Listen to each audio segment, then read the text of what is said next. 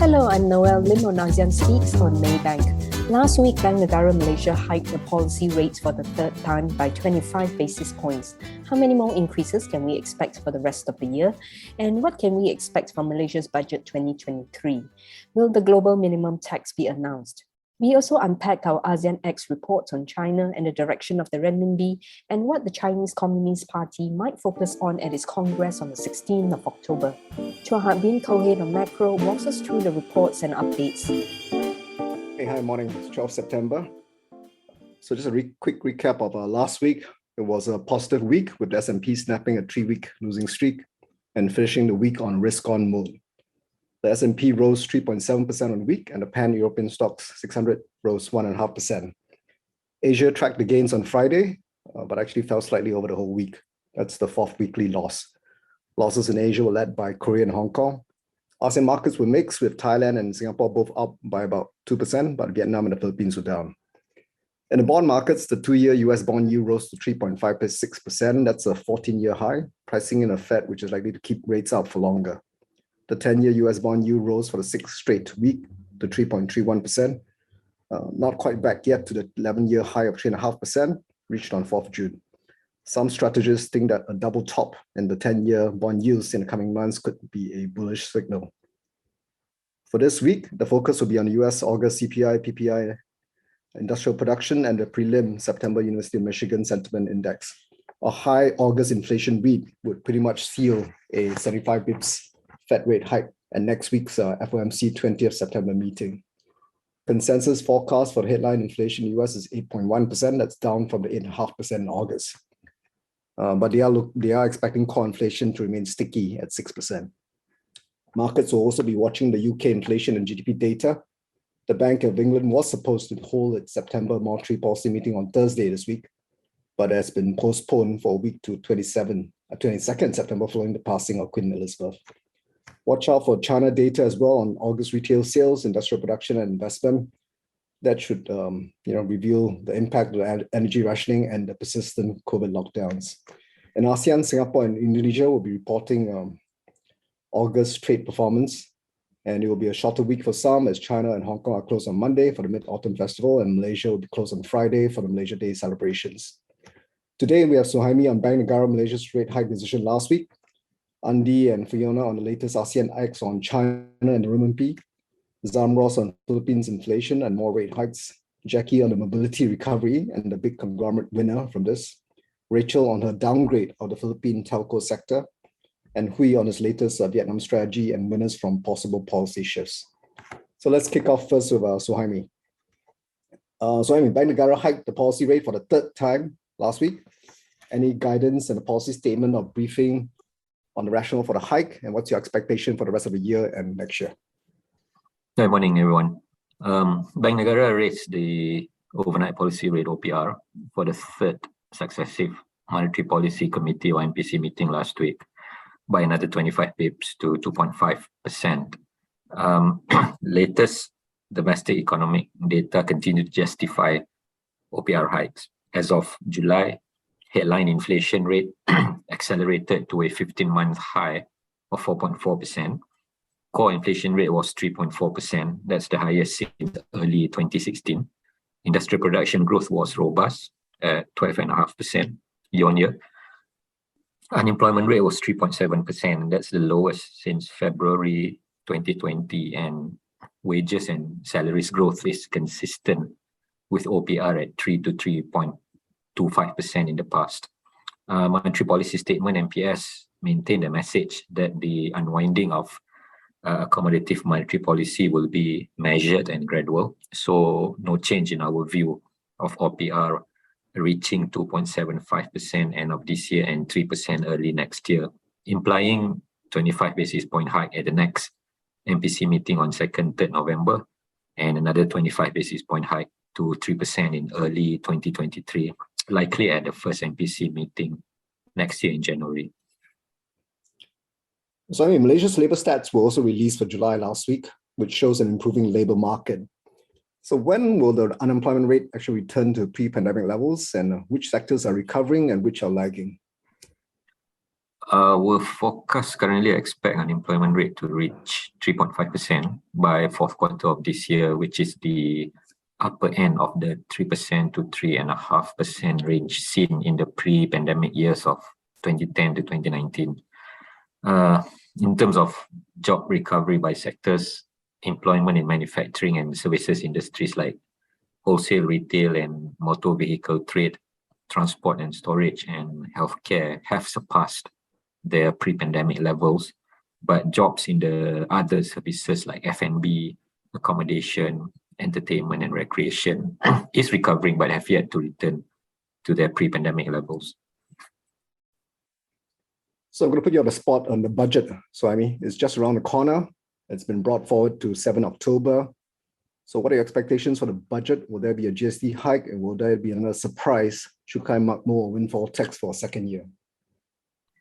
Well, I would rather not jump the gun, as we will issue a budget 2023 preview note on 23rd September for the next ASEAN X macro. Moreover, budget 2023 dialogues and discussion groups are still ongoing, and I'm attending one on 14 September. But what I can say at this point is I expect a less expansionary budget, in the sense that the budget deficit to GDP ratio will be lower than the 6% to 6.5% level we have had since 2020 up to this year. This outlook is in line with the medium-term fiscal projection to consolidate deficit spending to around 3% to 3.5% of GDP by 2025, and the expected tabling of Fiscal Responsibility Act. And as we know, the fiscal policy narrative have also been about fiscal reforms. For example, shifting to targeted subsidy from blanket subsidy, broader based tax system, and more sustainable revenue sources like GST, rather than depending on the volatile commodity-related revenue like Petronas dividends and one-off revenue measures like Cukai Makmur. And I think we may also have or see confirmation in budget 2023 that Malaysia will implement the 15% global tax rates on MNCs. From spending perspective, I suppose the budget will focus on digital capex, namely rolling out 5G and green investments after decades of priming via major physical infrastructure. But as far as major physical infrastructure are concerned, we think it will be limited to implementing current ongoing and planned 12 Malaysia Plan projects and rolling out MRT3. So I also expect there will be more allocation to improve quality of public services, especially education and healthcare, strengthening the social safety net, narrowing gaps between states, and address various security issues, including food security.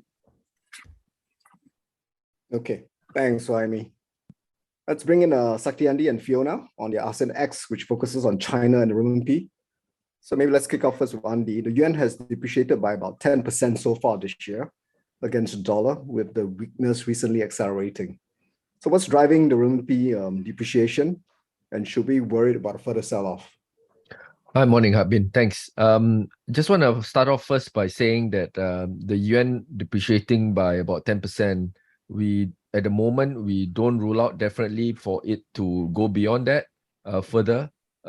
So in our piece and our report, we do highlight some elements of some positive aspects of the yuan actually strengthening towards the end of the year and into next year slightly.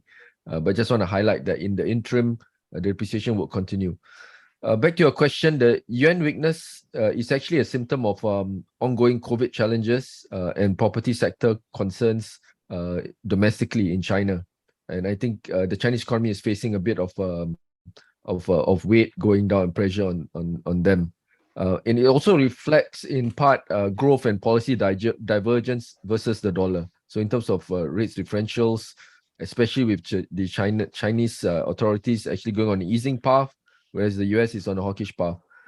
We have actually discussed also the fact that the potential trajectory for the yuan going forward, back to your second question, whether it's going to be worsened, we think that there will be a slowing in the pace of the softening of the RMB in the lead up to the party congress as PBOC fights the one-way yuan bets, even though they're facing the power crunches and COVID-0 and property slump concerns.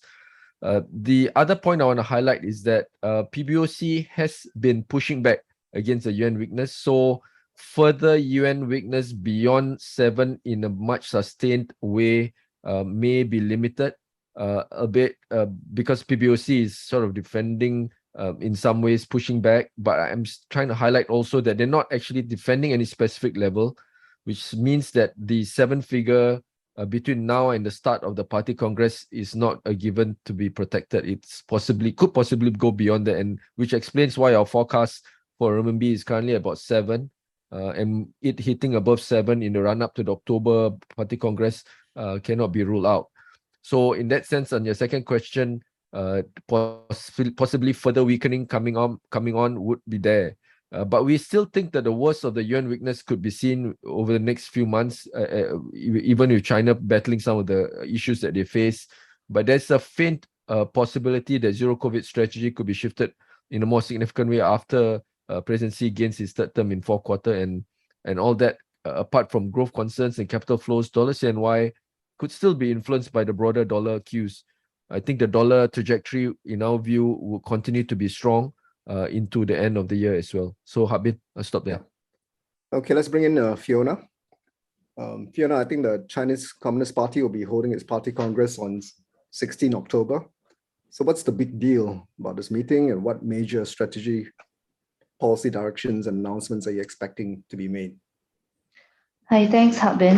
The coming party congress will be one where Xi Jinping will break the party's tradition to secure a third term as president, and also the unspoken retirement age of 68 years old. There will be quite a reshuffle of leadership, with at least 11 of the 25 Politburo members likely to leave due to the retirement age rule.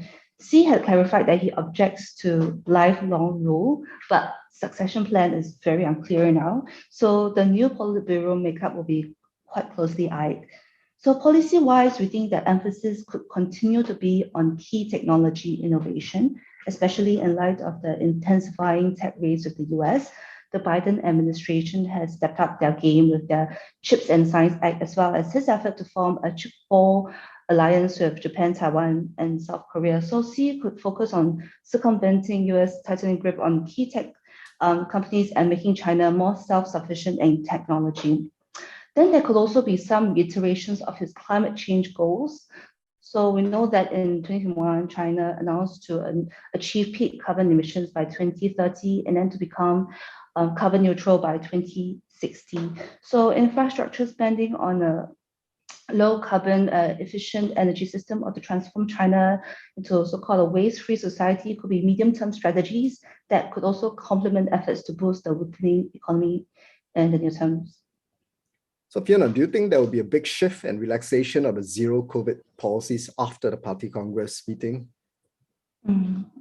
Well, China has released quite a few fiscal packages to boost growth, but zero COVID has limited the efficacy of these measures. So we are cautiously optimistic that Xi Jinping could mention some conditions or timeline to exit from COVID zero. It is most likely to be very gradual and could start with approving China's own mRNA vaccine clinical trial and then roll out the vaccine thereafter. A key milestone would be for China to focus more on hospitalization rather than confirmed cases. That said, we expect a further easing of international borders to come much later. Thanks, Fiona. Yeah. Back to you, Andy. Just remind us again, which Asian and ASEAN currencies are most sensitive and correlated to a RMB sell-off? I have been, very important question. I think our analysis suggests that with the exception of ringgit and Thai baht, broadly now, the co-movement of ASEAN FX have moderated actually. But if you look at the currencies now, as of this year, Thai baht is the most correlated, followed by Sing dollar and ringgit, and then IDR and peso. Whereas last year, it used to be rupiah, Thai baht, Sing dollar, peso, and ringgit. Thai baht is currently the most tightly linked to the yuan. In terms of sentiment swings, I think not surprising because of the market focus on China's zero-COVID policy. And I think it's weighing on both China's growth momentum and also Thailand's tourism outlook. So I think that those shifts is quite evident over the past year from what we've seen in terms of rupiah shifting to Thai baht, But then in the interim, the commodity currencies, ringgit and IDR remains resilient because of the demand for commodities remains somewhat intact. Habin, thanks. That's interesting. Thanks, Andy. Zamros, the Philippine Central Bank has been the most hawkish and aggressive ASEAN central bank so far, and this has weighed on the market. Headline inflation took a breather in August, but core inflation continued to rise. So is the worst over for inflation? Hi, Albin. Hi, good morning, everyone. Yeah, headline inflation took a breather in August to 6.3% year-on-year from the 6.4% year-on-year in July. We don't expect the 6.4% headline inflation in July to be the peak for the year. We expect inflation to continue to the upward pressure to peak around October or November this year. Mainly because of the few factors. Firstly, being the jeepney fare hikes in September. So this was the second fare hike after the first one taken place in July. Secondly, the ongoing petition to the government for bus fare hikes. Thirdly, the start of the face-to-face school session in Philippines. Hence, we expect that to continue to induce further pickup in economic activities and as well as domestic demand. And finally, the factor of the weak performance of peso against the US dollar. Nevertheless, we expect we make no change to the our inflation forecast for this year. We are looking at inflation to average 5.3% for this year and to continue to moderate to 3.9% next year. Habin. So Zamros, so on the interest rate side, how much more rate hikes are you expecting for the rest of this year and next year? Yeah, BSP is having its policy meeting next week on 22nd of September. We expect our base case is another 25 basis point rate hike by BSP next week to 4%. Year to date, there's already 175 basis point rate hike this year. Nevertheless, we continue to expect the government to focus on the non-monetary measure as well. The latest being the proposal to import sugar of 150,000 metric tons to address the domestic supply issues from the poor harvest season in the Philippines. As far as for next year, we expect the policy rate to be kept unchanged at 4%. Habin. Okay, thanks, Zamros. Let's bring in Jacqui. Jacqui, you have a report on the mobility recovery and the impact on the 9 major Philippine conglomerates. So in terms of mobility, which sectors are seeing the biggest recovery and which ones are lagging? Can we safely say that new President Marcos will not be reintroducing any lockdowns, even in the event of rising COVID cases? Hi, good morning, Hakmin. So on your second question first, yes, in his State of the Nation address, he specifically mentioned that he will no longer be imposing lockdowns. And I think that is realistically possible given that despite the rise in COVID cases, ICU bed utilization rates are still quite moderate at below 40%, which is in part attributable to the country's high vaccination coverage. The sustained reopening story is generally good for all sectors in our consumption-based economy, but most especially for the malls, retailing, tourism, infrastructure, transport, auto, and downstream oil sectors. So which conglomerates are the big winners from this recovery in mobility? Taking off from the consolidated earnings momentum of the 9 major conglomerates exposure to mobility, we do think that Sunnyvale Corp and AGI or Alliance Global has high probability of delivering positive earnings surprise by year-end 2022. So this reinforces SM as the country's largest small operator, retailer, bank as our top pick in this space. Great, thanks, Jacqui. Rachel, you're downgrading the Philippine telco sector to neutral from an overweight. So what are the reasons for the downgrade? Hi, good morning, Hakmin. So in our earlier note, we discussed the rising competition in both fixed line and mobile. First half 2022 results validates this point with net subscriber adds slowing down for all telco players. So we attribute this slowdown to higher churn resulting from first removal of rebates provided to Odette typhoon victims which led to a huge number of clients cutting the service. Second is reduced consumer wallet sizes due to higher inflation. And third, rising competition. So although we still forecast growth in the fiber segment, we expect it to decelerate, and as such, we downgraded our view for the telco sector to neutral. So this call is largely a function of the increased volatility in the sector due to competition, which may affect sentiment, flows, and telco stock performances. So with the downgrade, remind us on your preferred picks in the sector. All right, so despite the downgrade, we have buy calls on Tel, Globe, and Converge, as these companies still present growth prospects and are all undervalued at current levels. So Tel is our top pick given its market leadership in fixed line and data centers, as well as its lower exposure to the mobile business relative to Globe. So we expect fixed line subscribers to be more sticky due to the 24-month contracts. Moreover, the process for changing fiber providers is more difficult and time-consuming versus mobile, where Dito is taking some share of the wallet as a second SIM. Meanwhile, while Converge still presents attractive upside, we think it lacks near-term catalysts for re-rating given stiff competition in fixed line. Thanks, Rachel. Let's bring in Huy on Vietnam. Huy, I guess the Vietnam markets are not doing very well this year. It's down, by double digits. Your report highlights the potential positive catalyst from regulatory and central bank policies. Can you elaborate on this, possible potential catalyst for the markets? Morning, Hapin. So there are two policies that can help the market recover further in the coming time, in our view. First, the release of the amended Decree 153 about the corporate bond private placement. To recall, the authorities decided to crack down corporate bond market, especially for real estate companies to re-examine this decree in the first half this year, because some developers issue bond just to acquire lands and repay existing coupon or principal without actually building houses, which may accumulate into a purple in the future, like a Ponzi scheme. So the crackdown caused a liquidity crunch in the stock market, sending the index down 25% in the second quarter this year.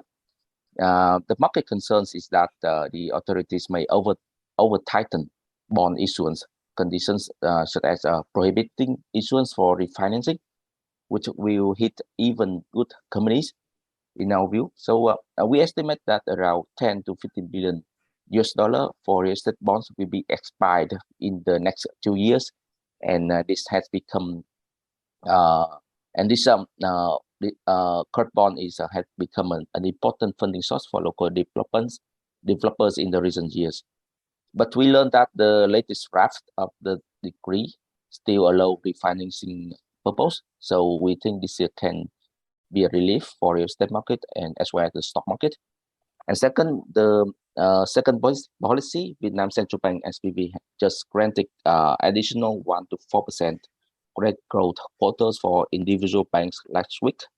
Given spiraling inflation worldwide since the second quarter this year, the SBB was hesitant to push credit, although demand was really high as the economy recovered post-pandemic.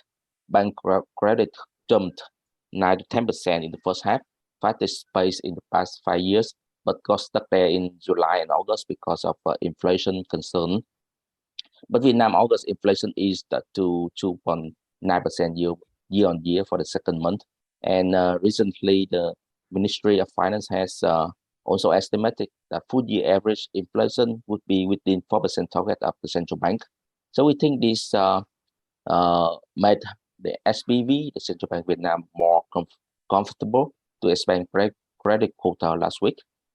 And to sum up, why we think these two policies will relieve the capital bottleneck for real estate market and the economy, and then to have the economy sustain the high recovery momentum going forward. So, which Vietnam stocks will benefit most then from this policy shifts and relaxation? Well, banks and real estate developers, the center of these policies, will be the largest beneficiaries, we believe. For banks, we still like Vietcombank, MBB, and Techcombank. For real estate, our topics remain NLG, VHM, Vinhome. Great, thanks, Huy. That's all we have for today. Have a good week ahead. Get our research reports at the Maybank Trade app or speak to your trading rep for specific advice. Also follow us on Spotify, Apple Podcasts, or YouTube. I'm Noelle Lim on ASEAN Speaks by Maybank.